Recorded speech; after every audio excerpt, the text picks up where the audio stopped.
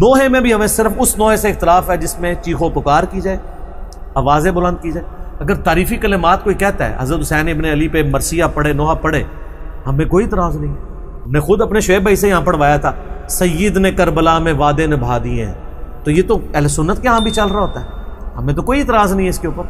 لیکن واہ ویلا نہ کریں، چیخ و پکار نہ کریں، اور اس میں جھوٹی تعریف نہ کریں، سچی تعریف کریں جی، اور ان سے مدد نہ مانگیں، بلکہ ان کے لیے اللہ کے حضور دعائے رحمت کریں، اور صلاۃ بر محمد وآل محمد، اللہم صلی علی محمد وعلی آل محمد۔ اور ہو سکتا ہے کسی سنی کے پیٹ میں درد ہو اور وہ کہے یہ آپ کیوں کہہ رہے ہیں میت کے اوپر جو ہے وہ تعریفی کلمات کہے جا سکتے ہیں، تو سر صحیح بخاری اور مسلم دونوں میں موجود ہے، بخاری اور مسلم دونوں میں موجود ہے۔ عبداللہ ابن عباس کہتے ہیں کہ عمر ابن خطاب کی میت رکھی ہوئی تھی، اتنے میں ایک شخص آ کے میرے پیچھے کھڑا ہوا اور اس نے اپنی کونی میرے کندھے کے اوپر رکھی، اور سیدنا عمر کی میت کو مخاطب کر کے اس نے کہا رحمک اللہ عمر ابن خطاب، اللہ کی رحمت ہو عمر ابن خطاب پہ، یہ وہ شخص تھا کہ میری خواہش ہے کہ جب میں مر کے اللہ کے حضور جاؤں تو اس کے اعمال کے ساتھ پیش ہوں، اس نے اسلام کی وہ خدمت کی ہے۔ اور میں نے بارہا رسول اللہ سے سنا تھا صلی اللہ علیہ وآلہ وسلم، میں ابو بکر اور عمر داخل ہوئے، میں ابو بکر اور عمر نکلے، میں ابو بکر اور عمر نے یہ کیا، مجھے امید تھی کہ اے عمر تم اپنے ان دو ساتھیوں کے ساتھ جا کے ملو گے۔ کون دو ساتھی؟ رسول اللہ صلی اللہ علیہ وآلہ وسلم اور سیدنا ابو بکر رضی اللہ تعالیٰ عنہ وعلیہ السلام۔ تو مجھے امید تھی، یہ تعریفی جملے بولے جا رہے ہیں کہ میں تمہارے مال کے ساتھ اللہ کے حضور آنا چاہتا ہوں، اللہ تم پر رحم کرے، تمہارے بارے میں حضور کہا کرتے تھے، یہ سارے تعریفی کلمات ہیں نا، اور میت پہ ہے نا جی۔ تو عبداللہ ابن عباس کہتے ہیں میں نے یوں مڑ کے دیکھا تو وہ علی ابن ابی طالب تھے جو نوحہ پڑھ رہے تھے، یہ نوحہ کا لفظ میں نے استعمال کیا، تعریفی کلمات میت کے اوپر۔ ہاں ایگزیجریشن نہ ہو، وہ تو بخاری مسلم میں حدیث ہے کہ لوگ جو ہیں میت پہ نوحے پڑھ رہے ہوتے ہیں اور اس میت کو عذاب ہو رہا ہوتا ہے، کیوں؟ وہ میت اس قابل ہی نہیں ہوتی کہ اس کی وہ تعریف بیان کی جائے، ٹھیک ہے۔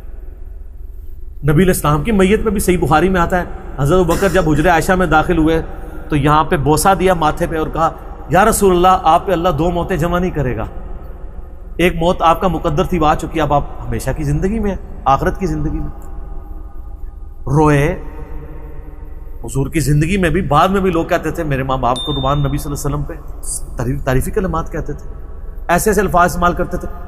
لہٰذا جس چیز سے ہمیں اختلاف ہے وہ یہ ہے۔ اور میں سوگ حسین کے اوپر بھی تھوڑا سا عرض کر دوں، اس میں دیکھیں سوگ تو 3 دن ہے، بخاری مسلم میں حدیث ہے جو عورت اللہ اور یوم آخرت پہ ایمان رکھتی ہے اس کے لیے جائز نہیں کہ وہ 3 دن سے زیادہ سوگ کرے سوائے اپنے خاوند کے مرنے پہ، وہ بھی 4 مہینہ 10 دن۔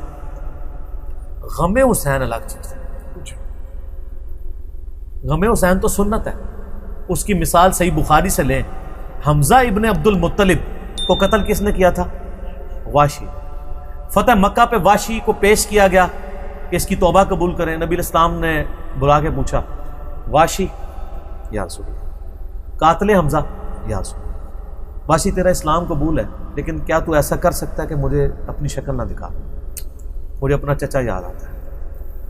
کسی نے نہیں کہا یا رسول اللہ سوگ تو 3 دن ہوتا ہے، چچا کو مرے ہوئے 5 سال ہو چکے ہیں جی، غزوہ احد 3 ہجری میں، فتح مکہ 8 ہجری میں، آپ 5 سال تک حمزہ کو نہیں بھولے؟ حمزہ کو کیسے بھول سکتے تھے؟ حمزہ بھائی بھی تھا حضور کا، دودھ پیتا، چچا بھی تھا۔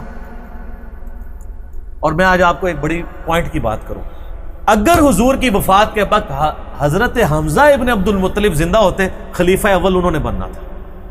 اس کی دلیل لے لیں، بخاری اور مسلم کی احادیث کھول کے دیکھیں، غزوہ بدر میں مسلمانوں کی فوج کا سپہ سالار کون تھا؟ حمزہ، نہ ابو بکر، نہ عمر، نہ عثمان، نہ علی۔ اور غزوہ احد میں سیدنا حمزہ، ٹھیک ہے۔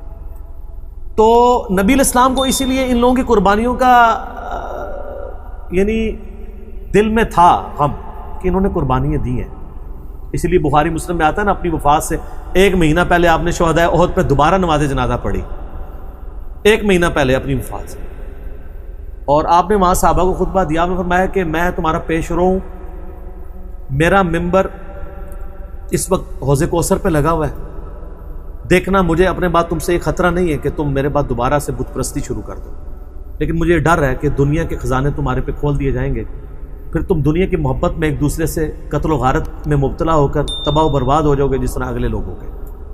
کیونکہ حضور نے بتایا کہ یہاں پہ وہ لوگ دفن ہیں جن کی قربانیوں کا پھل تم کھاؤ گے.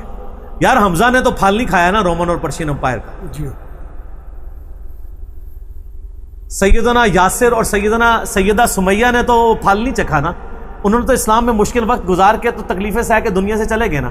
پھل تو بعد والے لوگوں نے چکھے ہیں نا. تو حضور نے اس لیے قبرستان میں خطبہ دیا تھا, دیکھنا کہ میرے بعد ایسے معاملات ہو جائیں گے. تو وہ بخاری کی حدیث میں آتا ہے کہ آپ نے فرمایا مجھے اپنی شکل نہیں دکھانی. پوری زندگی وحشی حضور کے سامنے نہیں آیا. پھر اللہ نے اس پہ کرم کیا کہ جب مسیلمہ کذاب نے دعویٰ نبوت کیا تو اس کا قتل بھی وحشی کے ہاتھوں ہوا. تو وہ کہا کرتے تھے کہ میں نے اسلام کے بہترین شخص کو قتل کیا, بہت بڑا جرم تھا. اللہ نے کمپنسیشن میری کر دی کہ میں نے اسلام کے بدترین دشمن کو بھی میں نے قتل کیا ہے, مسیلمہ کذاب کو, جس نے جھوٹے دعویٰ نبوت کیا تھا. نبی علیہ السلام حریص علیکم بالمؤمنین رؤوف الرحیم ہے. اس کے باوجود کہہ رہے ہیں واشی مجھے شکل نہیں دکھانی. اچھا مجھے بتائیں, انسان کو اپنے چچا سے زیادہ محبت ہوتی ہے اپنی اولاد سے؟